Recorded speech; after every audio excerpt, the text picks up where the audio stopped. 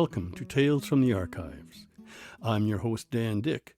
Welcome to this week's episode about fascinating people, places, and events from the Mennonite Heritage Archives. Sometimes I say, if we do end up in another land, do let us keep some of our old ways, things we have become fond of, such as pascha, borscht, and tea. We still often drink tea in spite of the severe shortage of sugar. That excerpt is from a letter written by Anganetha Wiebe in May 1930 from the Chortitza colony in the Soviet Union. From 1930 to 1939, Anganetha wrote letters to her daughter Helena in Canada. Although many of them are incomplete, these letters paint a picture of what life was like for Anganetha and many other Mennonites living in the Soviet Union during a turbulent time. They are full of grief and despair, but also hope and joy. Anganetha's letters, which were written in German Gothic script, are held in the Mennonite Heritage Archives.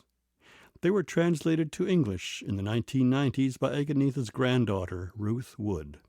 Before we dive into Anganetha's letters, we want to honor her life and the lost members of her family. We know she had a special place in her heart for her grandchildren, so I'm going to play Evening Song, performed and recorded by the Winnipeg Mennonite Children's Choir in 1997 under the direction of Helen Litz. The recording is part of the music collection at the Mennonite Heritage Archives.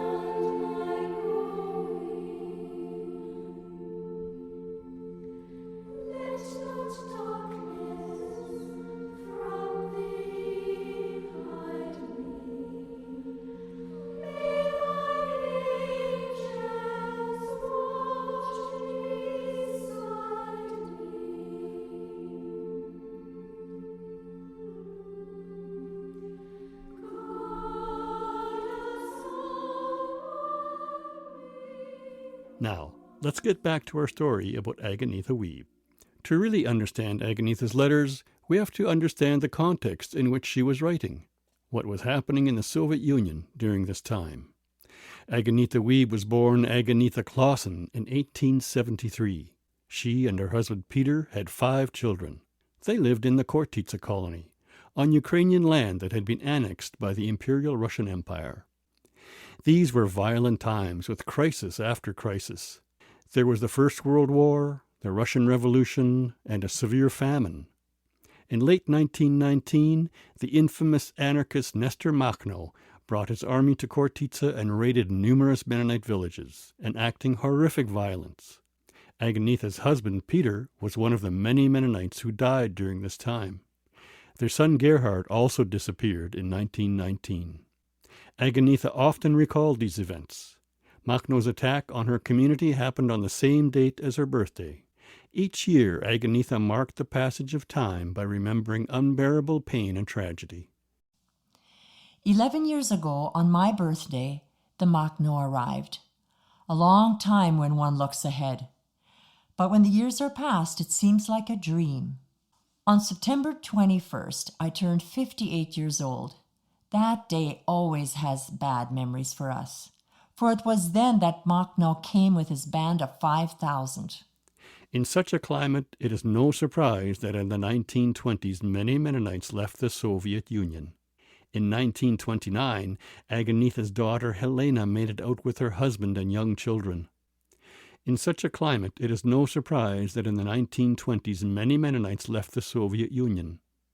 In 1929, Anganetha's daughter Helena made it out with her husband and young children. The stakes were high for them. Helena's husband Hans had been imprisoned in the Soviet Union. Anganetha references Hans in her letters, though she doesn't use the word prison out of fear that her letters might be intercepted. Dear Lena, I am wondering if the thought goes through your mind that you should not have left. But when you think that Hans may have had to return to the place he was in before, and gradually his health would be destroyed and he would die, at least now you can be together. The journey to Canada was not an easy one for Helena and Hans. After leaving Moscow, they spent some time in a refugee camp in Germany. While there, all three of their young sons, one of whom was still an infant, died. Anganetha's deep grief at this news is compounded by being newly disconnected from Helena and her grandchildren. We are so far apart. It takes so long before we even know what is happening with you. Your children were buried already on January 4, and we only knew about it on the 14th. I had no sense of anything terrible happening. I feel so bad about that now. Anganetha's early letters are bittersweet. She's deeply pained by the newfound distance from Helena, grief at the loss of her grandchildren, but relief that Helena and Hans are now safe. Helena was the only one of Anganetha's children who made it out of the Soviet Union. Over the years, Anganetha's letters depict a time of intense struggle. She suffered tremendous losses and lived in fear of the next hardship. Despite her anguish, Anganetha's letters often reassured Helena that everything would work out. During this time, Mennonites were in a precarious position in the Soviet Union. The state was suspicious of outsiders and was becoming increasingly anti-religious. German-speaking Mennonites were an ethno-religious group who intentionally lived separate from Soviet society. Being so distinct meant that they were subjected to anti-religious harassment from the state. In addition, the new Soviet ideology demanded that the government authorities take over and collectivize their farms. Collectivization was a government program meant to provide the funds needed to industrialize the Soviet Union. Initially, it meant that farmers sold their grain to the state at a below-market price so that it could be exported at a profit. Many farmers were reluctant to join this voluntary program, so Soviet authorities began forcibly collectivizing communities. In addition to their strained relationship to the state, Mennonites had settled on extremely fertile land, which made them prime targets for collectivization. Private farmers had their land seized and converted to state farms. Authorities decided which families should be resettled, which should be exiled, and which should be executed. Anganetha relates these experiences through her own eyes. She tells Helena about other families in the settlement who had their land and their farms taken by the state. In her early letters, Anganetha emphasizes that she is still able to live at her own house, but many others have been evicted. Food was a major source of concern for Anganetha, and what she writes about food shines a light on the hardships she faced. Often she could only purchase the supplies allowed by her ration book, but sometimes she was able to access illicit sources through other family members. Lisa and Peter are still able to get flour. Where they buy it, it must not be told. I am not even allowed to know it. She often tells Helena about the foods that she could or couldn't cook, depending what ingredients she could get. It's clear that culturally traditional foods were important to Anganetha, especially at the holidays. Around Easter of 1931, she writes, "We will not bake Pascha because of the ingredients. There is no sugar and only the eggs grandmother gives us." And in January 1934, she reflects on Christmas with her daughter Nettel and Nettel's young son Ernst. Grandmother baked zwieback and gave some to Nettel. Ernst received a whole one and ran around showing it to everyone. It was a joy to see, but pitiful as well. In earlier times, not even beggar boys would have been so joyful about a zwieback as our children are now.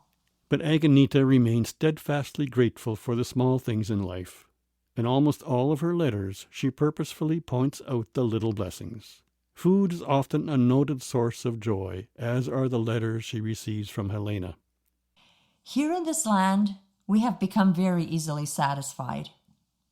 We are happy for much that other people would not even think about. For example, that we are allowed 9 candies on each coupon book is cause for joy. But when we receive your letters and find that you are still well and undiscouraged, then we are truly joyful. Anganetha and her family continued to experience many hardships, often dealing with scarce food, illness, and Soviet persecution. In the summer of 1930, Anganetha's house burned down. There were no human fatalities, but the family's cows were lost. Anganetha, her children, and her grandchildren had lost their home and their only reliable food source overnight. Even in the face of unimaginable loss, she clung to hope. We are now very poor. We lost all our dishes, even worse than in the time of Makhno. At first my feelings were deadened, just as they were at Papa's death. It was as though I could not truly perceive it. That comes later. Each time such a blow comes, I think now it will be enough. Even when your children died, at first we thought, it is not possible. But much is possible in this our earthly life. I realize now a few ways in which this occurrence is good. We think that through this we have been preserved from something worse. In March of 1938, Anganetha tells Helena that many men in her community have been arrested and exiled, including her son Peter. But she is very, very careful with her wording. Our Peter has traveled too for an indefinite period. Since the 15th of December, 1937, he is away from his family. Unbeknownst to Anganetha, Peter was executed in February of 1938, less than 2 months after his arrest. Her remaining son Abram was taken later that same year and never returned. The last letter that made it to Canada from Anganetha is dated November 7th, 1939. Yes, the valley still turns green, but all the beautiful oaks are no more, have been used for fuel. And yet nature is still the same, still beautiful. But the people are so burdened with work that they do not see it. The nightingales also sing only rarely, because they are constantly hunted. It's possible that she wrote more letters that were lost. Over the years, she often laments the letters that Helena did not receive. Anganetha did write letters to other family and friends in Europe. In 1943, she and her remaining family left the Soviet Union and made it to Poland. Her daughter-in-law, Lisa, was able to get to Canada with her children. 3 years later, Anganetha and her remaining daughter, Nettle, were sent back to the Soviet Union, where they worked on a collective farm. Anganetha died in 1947 at the age of 73. Anganetha's letters, as well as photos of her and her family, are held at the Mennonite Heritage Archives. To see some of these images online, visit mharchives.ca. Next week, I'll share the story of K.H. Newfield, who became known as the Wandering Conductor. Thanks for listening to Tales from the Archives. I'm Conrad Stace, and I'm the archivist at the Mennonite Heritage Archives. Thanks to our partners, Canadian Mennonite University, Centre for Transnational Mennonite Studies, and Mennonite Church Canada.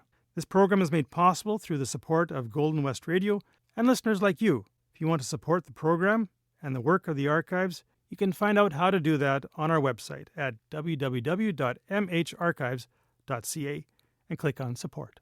I'm your host, Dan Dick. This episode was researched by Conrad Stace, Kaylee Dick, and me, and was written by Kaylee Dick. Anganetha's letters were translated by her granddaughter, Ruth Wood. Quotes from the letters are read by Hilda Bergen. Tales from the Archives will return next week with more stories about people, places, and events from Mennonite history. Thanks for listening.